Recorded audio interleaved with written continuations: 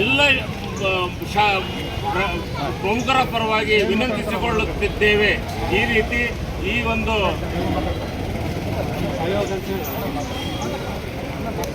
ಈ ಬಸವಣ್ಣನ ಬಗ್ಗೆ ನಮ್ಮ ಜಯಪ್ಪನೊಂದು ಒಂದೆರಡು ಮಾತಾಡ್ತಾರೆ.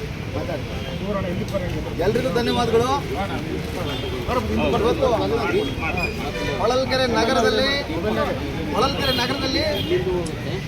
ರಸ್ತೆ ಅಗಲೀಕರಣ ಆಗ್ತಾ ಸಿಟಿ ಸೌಂದರ್ಯ ಹೆಚ್ಚಿಸ್ಕೊಂತ ಇದೆ. ಇಂಥ ಸಂದರ್ಭದಲ್ಲಿ ನಾವು ಹೊಳಲ್ಕೆರೆ ನಗರದಲ್ಲಿ ಅಥವಾ ಈ ದೇಶ ಪ್ರಪಂಚದಲ್ಲಿ ಸಾಕಷ್ಟು ಜನ ಸಮಾಜ ಸುಧಾರಕರಿದ್ದಾರೆ.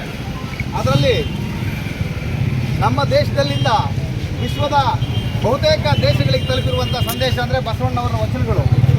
ಬಸವಣ್ಣವರು ಇವತ್ತು ಸರ್ವಕಾಲಕ್ಕೂ ಸತ್ಯ ಆಗಿದ್ದಾರೆ. ಬಸವಣ್ಣವರು ನಮಗೆ ಕೊಟ್ಟಿರೋಂಥ ವಿಚಾರಧಾರೆಗಳು, ಅವರು ಎಲ್ಲ ಸಮುದಾಯಗಳನ್ನು ಪ್ರೀತಿಸುವಂಥ, ಬೌದ್ಧ ಮತ್ತು ಜಾತೀಯತೆಗಳನ್ನು ಹತ್ತಿಕ್ಕುವಂಥ ಮತ್ತು ಕಟುವಾಗಿ ವಿರೋಧಿಸುವಂಥ ಕೆಲಸನ 12ನೇ ಶತಮಾನದಲ್ಲಿ ಅವತ್ತಿನ ಬಸವಣ್ಣವರು ಮಾಡಿದ್ದಾರೆ.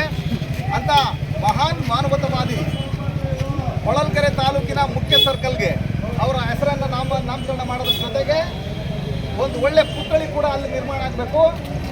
ಆ ಪುತ್ಥಳಿ ಮುಖಾಂತರ ಬಸವೇಶ್ವರ ಅವರ ವಿಚಾರಧಾರೆಗಳು, ಆ ಪುತ್ಥಳಿ ಸುತ್ತಲೂ ಕೂಡ ಬಸವೇಶ್ವರ ವಿಚಾರಧಾರೆಗಳು ಕೆತ್ತನೆ ಪಡಬೇಕು. ಆಮೇಲೆ ಅವರ ವಿಚಾರಧಾರೆಗಳಿಂದ ಜನ ಪ್ರೇರೇಪಿತರಾಗಿ ಬಸವರ ಬದುಕನ್ನು, ಬಸವರ ಆಲೋಚನೆಗಳನ್ನು, ಬಸವರ ವಿಚಾರಗಳನ್ನು ನಾವೆಲ್ಲ ಅಳವಡಿಸ್ಕೊಂಡು ಬದುಕಂತ ವ್ಯವಸ್ಥೆ ನಿರ್ಮಾಣ ಆಗಬೇಕಾಗ್ತದೆ. ಹಾಗಾಗಿ ಯಾವುದೇ ತರ್ಕಕ್ಕೆ, ಯಾವುದೇ ಚರ್ಚೆಗೆ ಆಸ್ಪದ ಇಲ್ಲದೆ ಮಾನ್ಯ ಶಾಸಕರು ಮತ್ತು ನಾವು ತಹಸೀಲ್ದಾರ್ ತಾಲೂಕು ಆಡಳಿತ ಮುಖಾಂತರ ಮಾನ್ಯ ಮುಖ್ಯಮಂತ್ರಿಗಳಿಗೆ ನಾವು ಮನವಿ ಮಾಡಿದ್ದೇವೆ.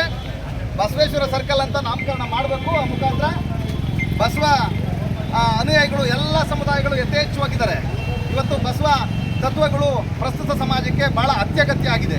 ಹಾಗಾಗಿ ಬಸವೇಶ್ವರವರ ಸರ್ಕಲ್ ಅಂತ ನಾಮಕರಣ ಮಾಡೋದ್ರ ಜೊತೆಗೆ ಒಂದು ಪುತ್ಥಳಿಯನ್ನು ನಿರ್ಮಾಣ ಮಾಡಿಕೊಡ್ಬೇಕು ಅಂತ ಈ ಮೂಲಕ ನಾವು ತಹಶೀಲ್ದಾರ್ ಮತ್ತು ತಾಲೂಕು ಆಡಳಿತದ ಮುಖಾಂತರವಾಗಿ ನಾವು ಮುಖ್ಯಮಂತ್ರಿಗಳಿಗೆ ಮನವಿ ಸಲ್ಲಿಸಿದ್ದೀವಿ. ಈಗ ಮನವಿಯನ್ನು 2 ಸೆಕೆಂಡಲ್ಲಿ ಓದಿ ಮುಗಿಸ್ಬಿಡ್ತೀವಿ. ಮನವಿ